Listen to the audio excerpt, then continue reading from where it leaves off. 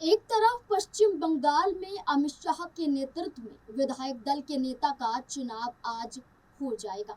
आज तस्वीरें साफ हो जाएंगी कि आखिरकार बंगाल की सत्ता का राजा या रानी कौन होगा। हालांकि जहां आज भाजपा विधायक दल की अहम बैठक है, तो वहीं दूसरी तरफ शुवेंदु अधिकारी के पीए की हत्या में भी नए नए मोड़ सामने आ रहे हैं। जांच में बड़े बड़े खुलासे हो रहे हैं और साथ ही साथ अब चंद्रनाथ रथ की पत्नी ने भी रो रो कर बड़ी मांग कर डाली है। दरअसल चंद्रनाथ रथ हत्याकांड में पुलिस ने 3 संदिग्ध शूटरों को गिरफ्तार करने की बात कही और उनके द्वारा कहा गया है कि पूछताछ अभी भी जारी है, लेकिन मुख्य आरोपी अभी भी फरार है। पश्चिम बंगाल पुलिस, एसआईटी, सीआईडी सभी इस केस की जांच कर रहे हैं। जांच में फर्जी नंबर प्लेट वाली कार, विदेशी पिस्टल और सीसीटीवी फुटेज जैसे कई एंगल सामने आए। जी हाँ, आपको बता दें कि ममता बनर्जी को भवानीपुर में हराने वाले बीजेपी के कद्दावर नेता शुवेंदु अधिकारी के निजी सहायक की हत्या की घटना के बाद जांच अलग अलग एजेंसियां मिलकर कर रही। इस मामले को लेकर एसआईटी भी हाल ही में बनाई गई। चंद्रनाथ रथ मर्डर केस में बांग्लादेश के किसी गैंग की भूमिका का भी जिक्र किया जा रहा है। बीजेपी के कई नेता इस बात का जिक्र कर रहे हैं कि इस मर्डर में बांग्लादेश के किसी गैंग का हाथ हो सकता है। बीजेपी नेताओं के इस बयान के पीछे ये तर्क है कि चुनाव में भारतीय जनता पार्टी ने बांग्लादेशी घुसपैठियों को वापस भेजने की बात कही थी, जिससे गुस्साए किसी गैंग ने इस वारदात को अंजाम दिया होगा। बंगाल में घुसपैठ के मुद्दे को बीजेपी ने जोर शोर से उठाया था। इस मामले में ये भी जानकारी सामने आई है कि हमले के बाद हमलावर वारदात को अंजाम देने के बाद बांग्लादेश बॉर्डर की तरफ भागे थे। कुछ बीजेपी नेताओं ने बांग्लादेश के कट्टरपंथी समूह जैसे जमात-ए-इस्लामी के भी हाथ होने की आशंका जताई है। हालांकि अभी तक इस बारे में कोई आधिकारिक पुष्टि नहीं हुई।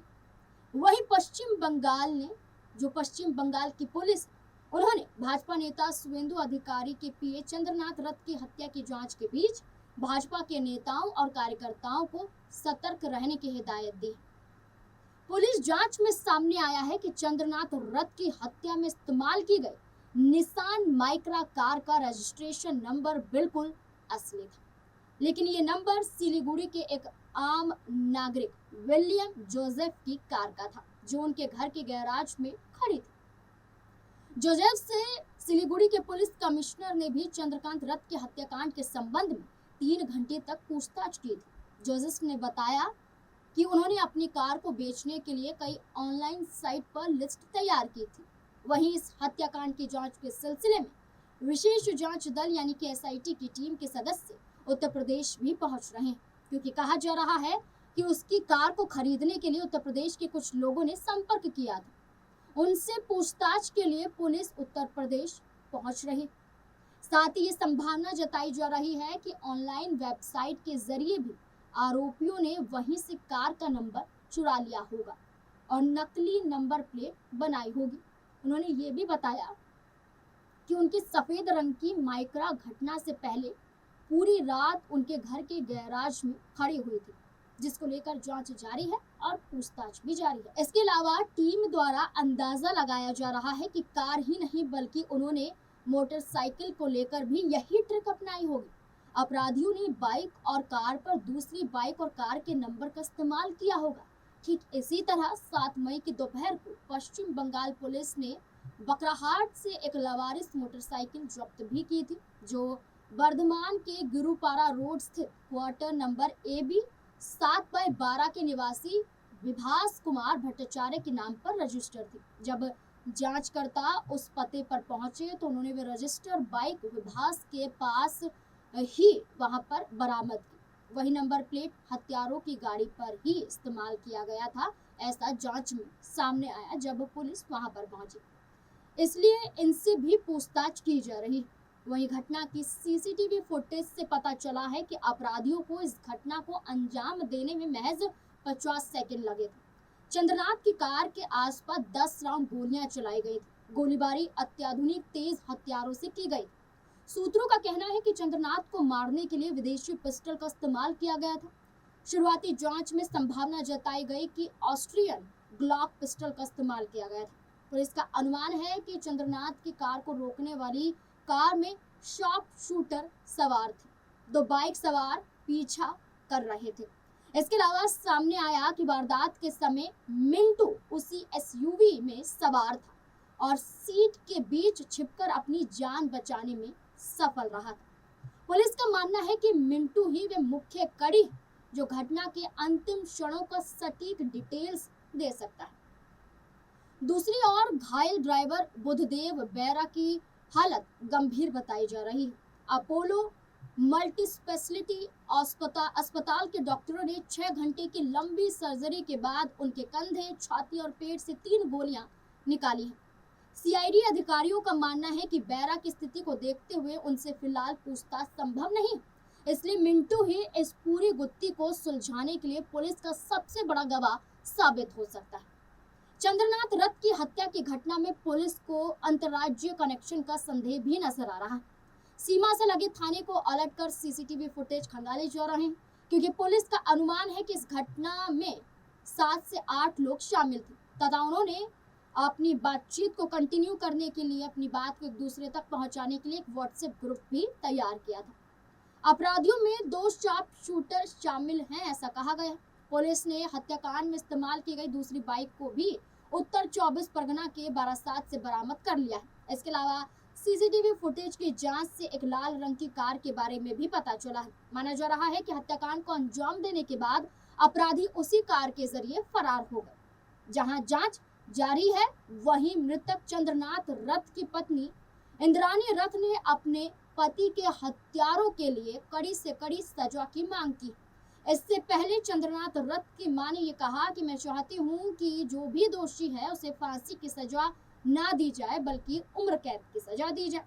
7 मई को अस्पताल में राज्य पुलिस के डायरेक्टर जनरल सिद्धनाथ गुप्ता ने उन्हें भरोसा दिलाया कि इस घटना की पूरी तरह से जांच की जाएगी और जल्द से जल्द कार्यवाही के तहत सब सामने आ जाएगा।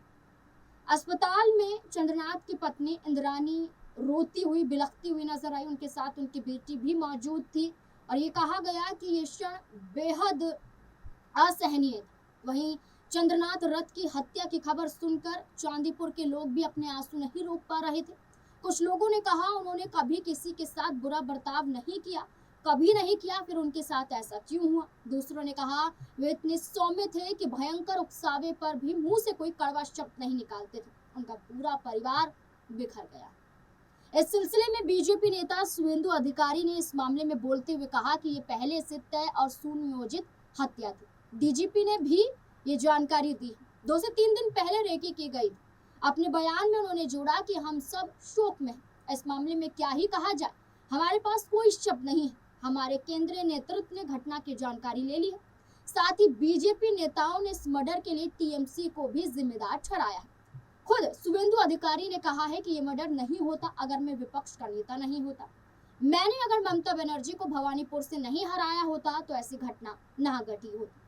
जानकारी के लिए आपको बता दें कि 6 मई की रात को जिले के मध्यम ग्राम के डोलतला के पास बाइक पर सवार कुछ हमलावरों ने चंद्रनाथ रथ को रोक लिया था। हमलावर काफी देर से उनकी गाड़ी का पीछा कर रहे थे। फिर उन्होंने गाड़ी की जबरन जो है वो रोकने की कोशिश की और उन पर ताबड़तोड़ गोलीबारी शुरू कर दी। फिर मौके से फरार हो गए। ताबड़तोड़ फायरिंग की वजह से स्कॉर्पियो के अंदर चंद्रनाथ जो रथ है वो पूरी तरह से जख्मी हो गए थे और उनके ड्राइवर भी खून में लथपथ हो गए थे। गंभीर अवस्था में उन्हें आनन फानन में अस्पताल ले जाया गया। जैसे ही अस्पताल ले जाया गया उन्हें वहां पर मृत घोषित कर दिया गया। खबरों के मुताबिक इस घटना से पहले ये भी कहा जा रहा है कि ये पहली घटना नहीं है, बल्कि इससे पहले शुवेंदु अधिकारी के 3 और करीबियों की हत्या पहले भी हो चुकी है, जिसमें कई बड़े तथ्य सामने नहीं आए। आपको बता दें कि शुवेंदु अधिकारी जब तृणमूल कांग्रेस में थे तब उनके तत्कालीन पीए प्रदीप झा की पूर्व मेदिनीपुर में संदिग्ध परिस्थितियों में मौत हुई थी। वहीं दूसरी घटना तब हुई थी जब शुवेंदु अधिकारी यहाँ पर सुरक्षा घेरे में तैनात थे और पुलिस कांस्टेबल सुब्रत चक्रवर्ती कांथी के पुलिस बैरक में मृत पाए गए थे और इस घटना के बाद माहौल गर्मा गया था बंगाल में।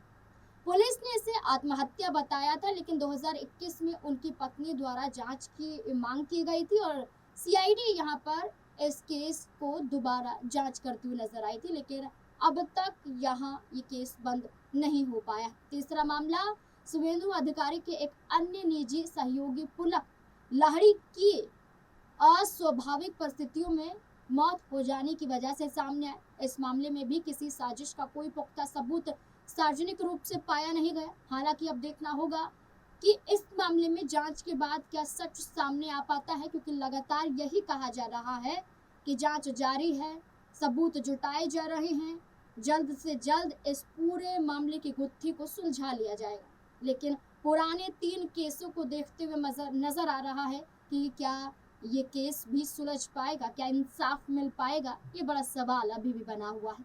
इस पूरे मुद्दे को लेकर आप क्या कहते हैं, अपनी राय कमेंट सेक्शन में जरूर दें। धन्यवाद।